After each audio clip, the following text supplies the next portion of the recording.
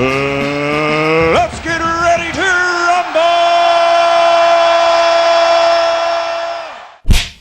I mean, I want to see the fight back because I think if they did stop the fight, I mean, my thoughts are, and I said to Josh in the ring, and I think it's I'd like to hear everybody else's views. I think that if Josh would have turned around, they would 100% let the fight carry on. If the ref did call it off at 8, I think it was too early because he should have given him, you know, the opportunity to turn around. But you know, from where I saw, the fact that he went back to the corner and didn't turn, that's what the ref said to me. He said he wouldn't turn around, and if he doesn't turn around, I can't let him continue. Paddy McCrory, a professional boxer, he posted up a short vid of Leigh Wood being knocked down by Michael Conlan and given the opportunity to continue, when he was clearly a little buzzed, and said Leigh got his chance, Josh should have been given his chance. The two knockdowns are not comparable. Leigh went down and he was buzzed, but he was aware of his environment. He was in the referee's peripheral vision. He could see if Leigh was ready to continue or not. Leigh got up, assured the referee he was okay to continue, and the fight carried on. Josh Warrington got floored. He got up too quickly for a start, turned around and walked to his corner, and there was a little buckle in his stride as he walked back. The referee was counting while Josh had his back turned. He counted to this 7 or 8. I'd say Josh turned around at 8 near 9 and the referee waved it off. The reason he waved it off, he didn't have enough time to assess his condition. Within that 10 seconds, you have to get up. You have to show the referee that you're lucid, that you're ready to continue. You can't leave it until 8. You can't leave it till 8 or 9 when you've had your back turned and then turn around and expect to continue. Leigh Wood against Michael Conlan, he too got up too early, but he got up with his gloves up, ready to continue. So the referee still had time to assess his condition. If you turn around at 8 or 9, what time does the referee have to assess your condition? He was in bad shape.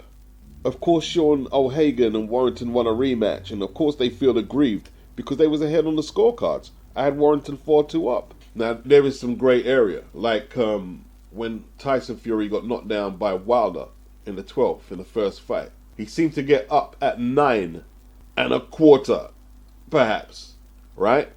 Now, you could argue he should have been counted out in the act of rising, but the referee let it go on, and he didn't wipe Tyson Fury's gloves off either. It's still a different scenario to Warrington because Tyson didn't have his back turned to the referee. When the referee was asking him instructions, he was dialoguing with the referee. By the time Fury convinced Jack Reese that he was okay to continue, on the timekeeper's count, 10 seconds would have passed. Now that was a judgment call on Jack Reese's behalf. A judgment that was made because he was dialoguing with Tyson. How could Warrington dialogue with the referee if he's got his back turned? What is the referee to do? I can't dialogue with him. He's not telling me he's okay to go. I can't see his eyes. He turns around at 8, 9 and wants to fight. By the time I look into his eyes and see if he's okay, you got to wave it off. He didn't have his gloves up or anything. Although the referee will normally tell you put your gloves up. If he's had a little time to assess you, he didn't get that with Josh. Josh left it a little too late. I picked something up on Twitter and had a look for myself. It was posted by someone named Tockers. And he said, people want to call it an early stoppage, but ain't going to say anything about the count being started about 4 or 5 seconds late. And he is correct. He is correct, actually. Like, the referee makes sure that Wood is going to a neutral corner, and then he starts to count. But he actually starts to count before the timekeeper, and the timekeeper is supposed to nail the count as soon as possible. That's one of his main jobs when someone goes down, is to pick up the count. And the referee is actually supposed to take up the timekeeper's count. Well, I counted 4 to 5 seconds before the timekeeper started saying 2, 3. So he was way out. He was way out. And I'm not sure if the referee actually used the timekeeper's count. So that is another talking point. Warrington doesn't need a feel-out period to get into a fight. Warrington is in the zone at the weigh-in, so he always gets off to a quick start. Leigh Wood, he started slow against Conlan and needs a little longer than Warrington to warm into a fight. Warrington was reading Leigh's jab early on in the game and he lost the first round. Leigh made an adjustment, switched to southpaw in the second, and he took that round. Warrington's technique was pretty sound for the next 4 rounds. His jab was working, snapping Wood's head back at times. The foot speed was giving Wood all sorts of issues. Like Warrington, revved up by the crowd, he was a live wire. He was a live wire, man. His hand speed, foot speed, tenacity. Leigh Wood was finding it hard to set his feet to punch because Josh was just like a buzzsaw. Shorter man, and I'm assuming shorter reach, but he compensated by closing the gap on Leigh. Closing that gap so quickly. But he landed a lot of shots, but he never put Leigh on the floor. Had him buzzed, I think, a couple of times, but not seriously hurt. He took a lot of chances because he was the quicker man, but there was always a few spots where you thought Leigh could maybe land something and turn the fight. There was always that lingering possibility in the back of my head. But Warrington was highly impressive. And yeah, in the 7th, Warrington got caught extending over his feet. It was a left-right. You got to watch the subtle things that Leigh Wood does to finish the fight. He doesn't just stand in the pocket and smother his work. When the right hook had Warrington hurt, he would step back as Warrington's momentum had him falling in, and Leigh just stepped back and picked his shots beautifully, throwing beautiful 1-2s, deposits Warrington onto the canvas, and we've already discussed the knockdown. It was a great fight to watch, great crowd, great atmosphere. They're talking about a rematch, and they'll probably fill out the Utilita Arena again to the tune of 12,500. And in today's climate, you can't sniff at them numbers. But there is no rematch clause. And why would Leigh Wood want a rematch? Why wouldn't Leigh Wood want a unified title or go up a next weight and try and win a title? They're talking about Luis Alberto Lopez, who took Warrington's belt last year, taking on Robesiri Ramirez, the Cuban, IBF WBO unification. And there's Ray Vargas, WBC champion. It might not be that hard to make that fight with PBC seemingly going through this transition period. There's no contract re-up or anything. It might not be that hard to make that fight. And if Leigh Wood goes in a different direction, what's next for Warrington? He's pulled up this little graphic here. He's won 1 of his last 5. He's been stopped twice in his last 5.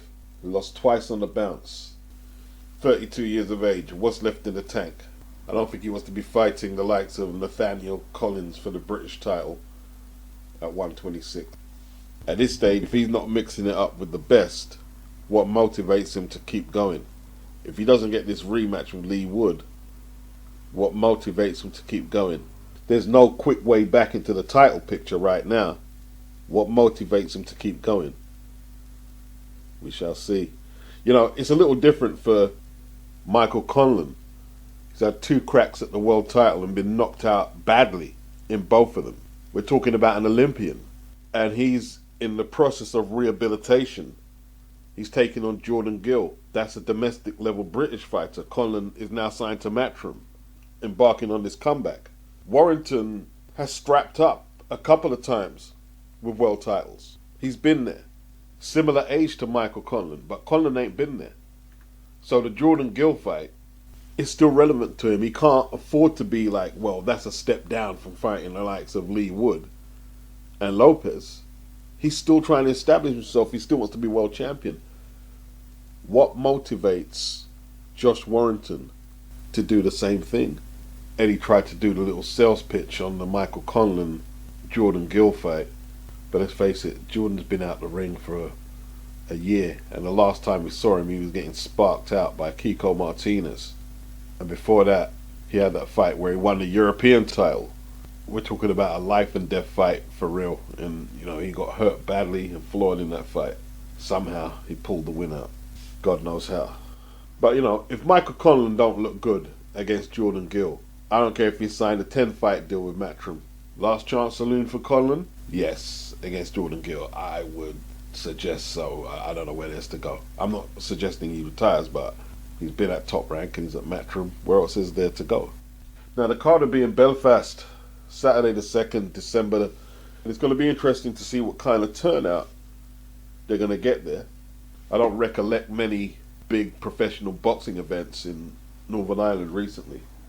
Carl Frampton done some very good gates in Belfast at the King's Hall and the SSE Arena. Done some very big gates. And of course there was Barry McGuigan before that. Looks like Northern Ireland are going for a bit of a transition. All the boxers from that part of the world are in the Republic of Ireland. Now, not being condescending, Northern Ireland is in the United Kingdom. Northern Irish can fight for British titles.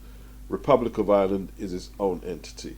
All the pro fighters currently are from the Republic of Ireland. They've got COIMHIN AGYARKO, Republic of Ireland, and Michael Conlan, Republic of Ireland. So it looks like they have to develop some stars over there. AGYARKO rejected the Troy Williamson fight. He wanted someone easier to tune up against, is what it seems. But Eddie looks like he's putting his foot down. He said this guy's got a few tune-ups already. He doesn't want to put fights on that the crowd do not want to see. Me and October Red were talking about this in the hangout yesterday. But it looks like now he's accepted the Troy Williamson fight. Because Eddie was going to shut it down. Eddie said, look, we'll give you tune-ups to get your confidence back. And I believe AGYARKO is coming back from a hand injury. He said, yeah, we'll give you fights to get your confidence up. But when we believe this is a good opportunity and a good fight for you and the punters, we expect you to take it. I don't really disagree with Eddie on that, to be honest. Although, obviously, if Troy Williamson splatters AGYARKO all over the place, they're going to feel a little aggrieved that Eddie coerced them into taking the fight. But he's 13-0, 7 inside the distance. Not a huge middleweight.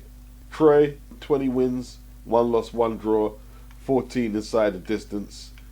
Hasn't really looked that good since he sparked out Ted Cheeseman in 2021 in what was an excellent fight for the British light middleweight title. He's had 1 fight since the awful showing against Josh Kelly. It wasn't good. It wasn't good, in all truth. That was December of last year. And, you know, like, his last opponent, was it 19 wins, 23 losses, and 3 draws? And Troy's not getting them out there no more. I don't know what's happened to his career since the Ted Cheeseman fight. So they both got a lot to prove. Now, Eddie told the story about COIMHIN AGYARKO, and then he retold the story again, but this time he didn't put COIMHIN AGYARKO's name in it. What Eddie seems to be implying is there's a lot of fighters in Britain right now who don't want to take the tough fights. Either that or their management do not want them to take these tough fights. A whole load of them are trying to get on easy street, apparently. But British boxing is feeling a pinch. People ain't parting with their hard-earned cash right now. And if you can't sell tickets or you're not taking the best fights, yeah, they'll let you go. They'll let you go. Eddie's not prepared to bankroll fighters who just want easy fights. He's not prepared to do it. It's a waste of time as far as he's concerned. Punters are complaining. Obviously, DAZN ain't too impressed. Me and you ain't too impressed. I believe he was dressing the likes of Ebony Bridges. She don't want to take that Nina Hughes fight. She seems obsessed by this OnlyFans and the attention she's getting from that right now. Apparently she thinks she's some massive celebrity because she hangs out with Conor McGregor. Congratulations, and still. Hey, listen, this guy has pulled himself up from domestic level. Losing to Gavin O'Donnell and Jazza Dickens, and then beat Zucan, Michael Conlan. Who else did he take out? Lara. Lara at 35. Beautiful. I called it, I said it's with Leigh Wood, it's the Cinderella story. That's what I called it with him. Because he said he was in the gym, like, for how many years? His career was going nowhere. And now look at him. It's emotional for him. He will cry after this. He's like that. He's winning a lot of these fights with his self-belief. He has no fear, almost. He was not supposed to be here. If you go by the statistics of his first few losses, he's not supposed to be here. But he's made the improvements, hooked up with Ben Davison, and he hasn't looked back. They're saying Joe Cordina possibly next. Surely he can't beat Joe at 130.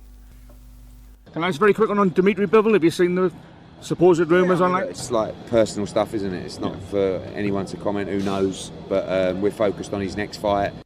Yeah, you know, one thing I don't like about the boxing crowd, there's nothing wrong with black people supporting black fighters, white supporting white, Irish supporting Irish, Mexican, etc. Nothing wrong with that at all.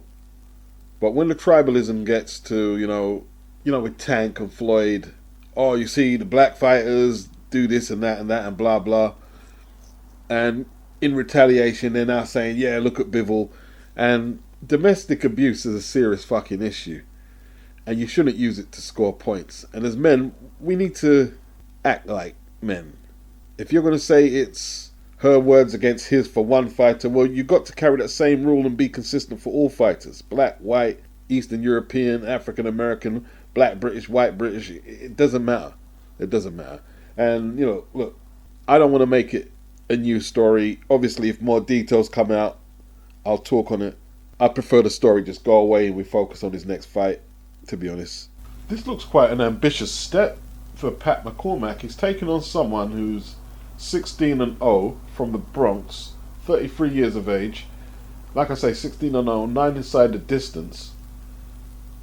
Peter Dobson, never heard of him, but, you know, considering that Pat is only 5-0, 4 inside the distance, 28 years of age, from the Northeast, very good amateur pedigree. Initially, they tried to get Lewis Ritson to take on Pat McCormack, but he didn't want the fight, apparently, probably realizing he's being used as a stepping stone. This is on the 11th of October, and it's basically a next-gen card, with Pat headlining. Eddie has very high hopes for Pat McCormack, so I'm interested in seeing that. I've watched all his previous fights as well, since he signed with MATCHROOM. Something in the back of my mind is telling me not to get too hyped at Dobson's statistical record, that it probably flatters to deceive. But we'll see. I don't know nothing about him. Eddie Hearn needs to calm himself down. I'm on World Boxing News. They're saying Eddie Hearn's rage over Harper versus BRAEKHUS disproven. So Eddie didn't like the decision between Terri Harper and Cecilia BRAEKHUS. It was a 154-pound title fight. Hearn, he said, I think Terry's too polite. It's an absolute joke. Terri Harper should be unified world champion tonight. That's just incompetence. How can you possibly score that fight a draw? It's outrageous, incompetent judging. Everybody saw it. Everybody is shaking their head here tonight. I cannot understand what these judges see sometimes. She won the fight comfortably. It's a shocker. Despite those words, BRAEKHUS was on top for the fight's second half. Sadly for Hearn, CompuBox figures backed the stalemate on the cards. This was a close fight. The fighters were separated by 1 landed jab and 6 landed power punches. Harper was the more accurate fighter, but BRAEKHUS threw 74 more punches than Harper. He landed 5 more punches than Harper threw out. Now, I've seen Eddie get on his high horse recently about the Sandy Ryan, Jessica McCaskill scorecards, which also ended in a draw. I believe Sandy won the fight, and Eddie wasn't happy about that. But this fight here, when I periodically peered in on the fight, BRAEKHUS seemed to have the upper hand. She seemed to have the upper hand. And a few people thought BRAEKHUS won the fight. So all this, he's outraged. Eddie Hearn needs to leave that out. There's people who think BRAEKHUS won. There may be people who think Harper won, but there's people who think it could have went either way. And I don't know if he's trying to use his influence to make everyone see it his way or intimidate judges that if they're going to work on Matchroom shows, they better see it the same way Eddie Hearn does. Nah. And if he's saying Terri Harper was too polite, no, BRAEKHUS was too polite.